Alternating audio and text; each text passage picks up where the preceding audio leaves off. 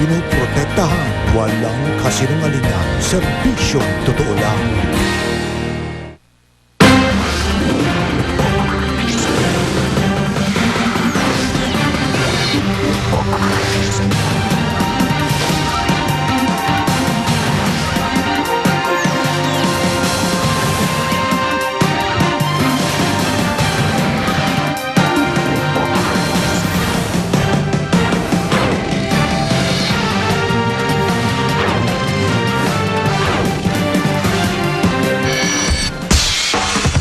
Kasama ng naging isang liga na katotohanan. Darito na mga balitang dapat nating sama-samang saksihan. Sa gitna ng pag-ikli ng pasensya ng mga residenteng ilang araw nang walang tubig, mga mababang lugar na sineserbisyo ng Maynilad, makakaasa na raw sa mas malakas na daloy ng tubig sa mga gripo. Pero mga customer ng Manila Water nakakaranas na ng mahinang tubig. Ilang eskwelahan sa Malabon at Navotas nagkansela na ng klase dahil sa problema sa tubig. Mga bumbero, abalang-abala na rin sa paglarasyon ng tubig. Mahigit 500 residente ng isang kondominium sa Makati pinalikas dahil sa gas leak. Mga militanteng grupo umaasang makakalapit sa Batasan Complex sa araw ng SONA ni Pinoy, July 26. Regular working day ayon sa palasyo. At Hollywood actress Lindsay Lohan sinimula na ang kanyang jail sentence. Simula ngayong gabi, inaasang mas lalakas na ang tulo ng tubig sa mga mababang lugar na sineserbisyo ng Maynilad ay mismo sa water utility company. Bahagyang nadagdagan kasi ang kanilang alokasyon na natatanggap sa Angat Dam dahil sa pagtaas ng water level doon. At live mula sa Quezon City, saksi si Joseph Moro. Joseph! Arnold, Vicky, hanggang gabi ay may pila pa rin para sa inirarasyong tubig dito sa Pook Pag-asa sa Batasan Hills sa Quezon City. Pero ang magandang balita, lalakas na yung daloy ng tubig dun sa mas mabababang lugar na sineserbisyohan ng Maynilad. Sa gitna ng pagkahaba-habang pila, Valdez, sinabi ng Maynilad na kahit papaano ilalakas ang supply ng tubig sa mga lugar na kanilang sineserbisyohan. Pero sabi nila, tumaas na raw ng bahagya ang kanilang alokasyon dahil sa pagtaas ng water level sa Angat Dam. Mula sa 1,600 million liters sa mga nakalipas na araw, mayroon na ngayong 1,900 million liters na alokasyon ng tubig. Gayunman, malayo pa rin daw ito sa kanilang normal allocation na 2,400 million liters kada araw. Kaya konting pasensya pa raw sa mga matataas na lugar dahil baka hindi pa kayanin ng water pressure na abutin sila. Pero habang hindi pa ganap na nararamdaman sa mga gripo sa mga bahay-bahay ang dagdag na alokasyon na yan, ulanin man ay tuloy pa rin sa pila ang mga residente ng Pook Pag-asa sa Batasan Hills sa Quezon City. 3 araw na silang ganito, drum-drum ang ipinipila ang ilan mga lalagyan ng mineral water. Talagang mahirap po talaga. Mas lalo na po yung walang panghugas ng plato, walang panggamit sa CR. Yun po talagang pinakamahirap. Ang mga batang ito nakikibuhat na sa mga nerasyong tubig. Kalahati lang paglalagyan, yung malilit ang unahin kasi wala pang basahin. Kanina pa kami. Alas 9 pa ng umaga, nangangatog na nga eh. May ilan namang kahit umaga pa nakapila ay hindi na rin inabot ng rasyon. Kaya wala silang nagawa kundi umuwi na lamang na walang laman ang mga drum. Kasi yung mga labahin namin nagsisigawan na. Kailangan na namin maglaba at paliguan yung mga bata. Maawa naman po kayo sa amin kasi alas 12 pa kami naghintay dito. Nagutom na nga kami. Alos hindi kami kakain dahil nag-aabang talaga sa tubig. Kanina nga halos magkagulo na rito nang agawin ng mamang ito ang hose para punuin ang mga drum niya sa kanyang bakuran. Dapat pinuna dito dahil dito sinabing pila eh. Dumami na dumami dyan oh. Paano naman itong mga nakapila rito? Yung lang po, yung sa inyo lang muna dito, yung mga sumingit at yung mga bigyan. Igan sa kabilangan ng pagtaas ng water allocation na yan ng Maynila ay patuloy pa rin yung kanilang water rationing hanggang Biyernes. Ito ay dahil hindi pa nila na aabot yung normal allocation na 2,400 million liters per day. Live mula rito sa Batasan, ako si Joseph Morong, ang inyong saksi. Kung mas lalakas na ang daloy ng tubig ng Maynilad, nagpatupad naman ng Manila Water ng water pressure reduction. Halos 50 barangay sa Metro Manila ang nanganib na makaranas ng putol-putol na water supply. Saksi si Julio Segovia. Pila Balde. agawan sa rasyong tubig at tuyong gripo.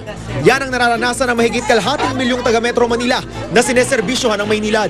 Pero di pa rin daw dapat makampante ang mga customer ng Manila Water dahil maging sila'y apektado na rin daw ng panunuyo ng Angat Dam. Medyo bumagal ng kaunti ang pressure. Hindi tulad ng napakalakas. Kaya kung dati nakakakyat ng hanggang 3rd floor ang tubig, ngayong may pressure reduction ng Manila Water, posibleng hanggang 1st floor na lang daw ang tubig. At kapag nagpatuloy daw ang pagbaba ng water level ng Angat, baka pati raw ang Manila Water, kailanganin na magputol ng oras sa pagsusupply ng tubig.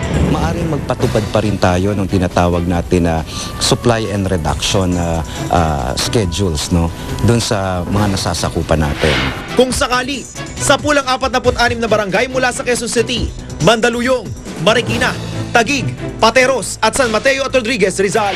Sa kabila niyan, tuloy-tuloy pa rin sa ngayon sa pagtulong ang Manila Water sa mga customer ng Maynilad na mas kagyat na nangangailangan ng tubig. 36 million liters per day ng tubig ang tulong ng Manila Water sa mga customer ng Maynilad sa Commonwealth, San Juan Aurora, West Avenue, Sauyo at EDSA. Salamat daw sa reservoir ng Manila Water. Sobra pa ng 100 milyong litro ng tubig kada araw ang water production nila. Kumpara sa Maynilad, nakapos ng mahigit 400 million liters per day. Malaking tulong din daw na may waste-to-water treatment facility ang Manila Water, kung saan muling nagagamit ang tubig mula sa dumi at ihi ng tao. Panawagan ng Manila Water, dito na lang daw kumuha ng tubig ang MMDA at ibang lokal na pamahalaan para ipanlinis ng kalye o ipandilig ng halaman nang di na raw makaago pa sa limitadong water supply ng mga taga Metro Manila. Ako si Julio Segovia, ang inyong saksi. Nagkansela naman ng klase ang ilang paaralan sa Malabon at Navotas dahil pa rin sa krisis sa tubig. Saksi si Ivan Mayrina. Baha! Yan ang pirming problema ng Malabon tuwing tagulan. Pero sa pagkakataong ito, kabaligtaran ang kinakaharap nilang problema. Wala namang tubig. Ang St. James Academy sa Malabon napilitan na nga magkansela ng klase sa ikatlong araw na walang tubig sa lungsod. Marami raw kasi sa mga estudyante at personal ng eskwelahan sa pool ng krisis sa kanilang mga bahay-bahay. At ang reserba nilang tubig, hindi na raw sapat pang linis ng eskwelahan. We have decided to cancel classes until Friday. It's due to the severe water crisis that we are experiencing at this moment. Kasi we will be endangering everything, including their health, the food that we will be servicing to the students, so everything will be affected.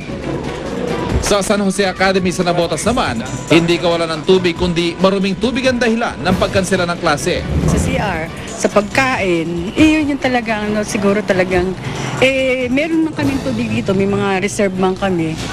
Hindi sapat at saka mabaho na.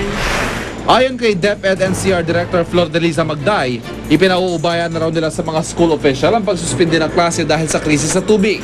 Sa mga sineserbisyohan ng Maynilad, 6 na lungsod sa Metro Manila ang nakararanas ng hanggang 12 oras sa walang supply ng tubig. Sa Malabon, pilit pang hinahatiran ng tubig ng pamahalaang lungsod ang 28 public elementary school at 7 public high school doon. Ayon kay Malabon Mayor Tito Oreta, hindi raw muna sila magdedeklara ng state of calamity hanggang kakayanin. Gayunman, pinag-iisipan na raw nila ang malawakang pagsususpindi ng klase. Pwede kami mag-decide na isuspend, ano? Kasi baka nga magkaroon naman ng epidemic pag talagang di nalinis yung mga CR na mga yan. Magyang pamahalaang lungsod ng Navotas, pinag-iisipan na rin ang posibleng pagsuspindi ng klase. Pinag-aaralan din natin yan. Kaya nga in close coordination kami sa Maynilad kung ano bang mangyayari. Pero kung ang palasyo ang tatanungin, hindi pa raw kailangan magdeklara ng state of calamity sa mga lugar na nakararanas ng krisis sa tubig. It only affects the area serviced by Maynilad. Manila Water is no problem. La Mesa Dam is doing. Ako si Ivan Mayrina, ang inyong saksi. Samantalang mahigit 500 residente sa isang condominium sa Makati ang pinalikas kasunod ng pagtagas ng combustible na likido sa kanilang basement. Live mula sa Makati, saksi si James Velasquez. James. Yes, Igan, ipinag-utos na nga ng Bureau of Fire Protection ang paglilikas ng mahigit 500 residente ng West Tower Condominium dito sa South Superhighway kasunod ng pagkakadiskubre ng combustible na likido sa kanilang gusali. Idineklara na ng BFP na hot zone ang gusali. Ibig sabihin, Igan, delikado magkaroon ng sunog o pagsabog sa lugar dahil sa combustible materials. Ito sumambulat sa GMA News sa subukan ng mga taga-BFP na sindihan ng likido na nakuha sa 4th level basement ng West Tower Condominium sa Makati. Ibig sabihin, combustible o posibleng makalikha ng sunog ang likido na amoy gas. Pinaniniwala ang humalo na kasusulasok na likido sa tubo ng tubig ng condominium at siyang tumaga sa 4th level basement. Hinala ng mga residente, galing ang likido mula sa pipeline ng First Philippine Industrial Corporation, isang oil pipeline company na nasa tapat ng condominium. Kaya naman ang ilang residente hindi napigilang ilabas ang galit sa peligrosong sitwasyon sa kanilang tirahan. There's a gas leak all over the place and we need help. We need help from people who can help us.